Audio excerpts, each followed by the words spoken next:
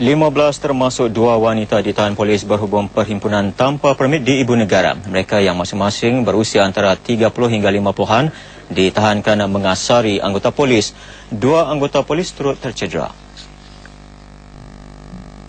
Dalam insiden 1.50 petang, pasukan unit simpanan persekutuan atau FRU terpaksa melepaskan gas pemedih mata ke arah kumpulan yang ketika itu cuba memasuki Dataran Merdeka. Beberapa pengikut dilapor bertindak kasar dan cuba merempuh sekatan anggota keselamatan. Terpaksa kita menangkap beberapa orang yang menunjukkan kedegilan mereka untuk meneruskan ataupun menyertai perhimpunan ini. Jadi pada masa kini kita dapati keadaan dapat dikawal dengan baik. Mereka ditahan kemudian dibawa ke Ibu Pejabat Polis Kuala Lumpur. Siasatan dilakukan mengikut Seksyen 27(B) Akta Polis. Sabit kesalahan denda antara RM1,000 dan RM10,000 atau penjara setahun. Dalam insiden itu, 2 anggota polis tercedera. Mereka dipercayai dirempuh sekumpulan lelaki sebelum terjatuh. Mengambil kira faktor keselamatan dan keselesaan orang ramai, tenaga 4,000 anggota polis terpaksa dikerah.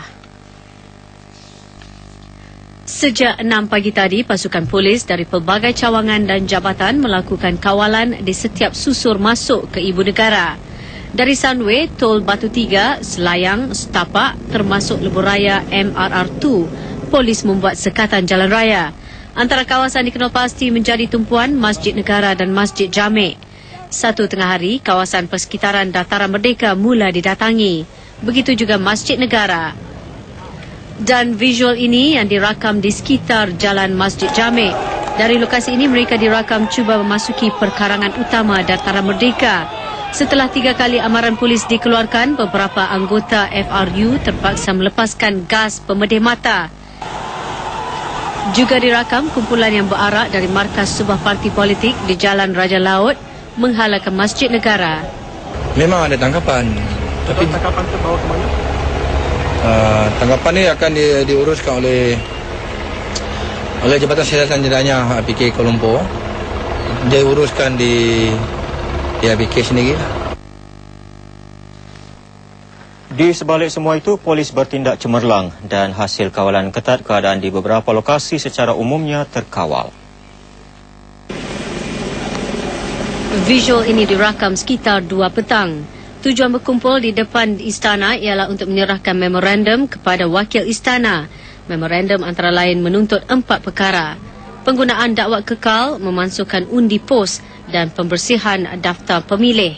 Kumpulan orang yang dipercayai diorganize oleh Bersih telah pun berarak ke istana, tapi kita dapat menahan mereka untuk sampai ke istana. Jadi jam lebih kurang tadi lebih kurang 3:10 minit gitu. And then lepas tu selepas pemimpin mereka menyerahkan memorandum pada pihak istana, lebih kurang jam 3:45 mereka semua telah bersurai dengan amanah. Dalam perkembangan berkaitan, Suruhanjaya Pilihan Raya atau SPR dalam kenyataannya Rabu lalu menjelaskan pihaknya sudah melakukan beberapa usaha penambahbaikan untuk memantapkan lagi sistem pengurusan pilihan raya.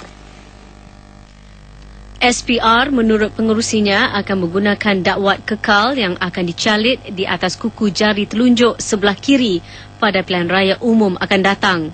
Langkah ini diharap akan menangkis tohmah wujudnya pengundi yang membuang undi lebih dari sekali. Dan untuk meningkatkan ketulusan undi pos, ejen-ejen calon akan dibenarkan untuk memerhati proses pengundian di Ibu Pejabat Polis Kontingen atau daerah.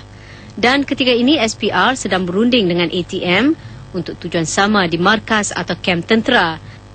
Tan Sri Abdul Rashid juga menjelaskan keputusan SPR membenarkan sebuah badan bebas iaitu Malaysians for Free and Fair Election atau MAFREL untuk memantau pusat-pusat pengundian di seluruh Dewan Undangan Negeri Macap dan Ijuk ketika pilihan kecil diadakan April lalu. Beliau turut mengumumkan beberapa langkah lain yang telah dan sedang dibuat secara berterusan untuk memantapkan lagi sistem dan kaedah pengurusan pilihan raya. Ia termasuk memansuhkan amalan mencatat nombor siri pengundi di atas buku counterfoil kertas undi. Keputusan itu mula diambil pada Pilihan Raya Umum Dewan Undangan Negeri Sarawak tahun lalu. SPR juga mempermudahkan urusan pengiraan semula dengan satu peraturan baru, iaitu pengiraan semula dibuat di saluran dan bukan di pusat penjumlahan rasmi undi. Ini bagi membolehkan keputusan diketahui lebih awal. Hasil keputusan Dun Krian di Sarawak diketahui 40 minit selepas tamat pengundian pada 5 petang. Pilihan Raya Umum ke-12 yang akan datang juga akan menggunakan peti undi lut sinar. 50,000 sudah ditempah. Ia bagi membolehkan kandungan dalam peti dilihat dengan jelas. Bagi pemimpin nombor 2 negara, perhimpunan haram itu menyusahkan orang ramai yang berada di sekitar ibu negara siang tadi. Kesannya adalah tidak baik kepada pandangan umum terhadap masyarakat kita. Dalam pada kita, mereka menuntut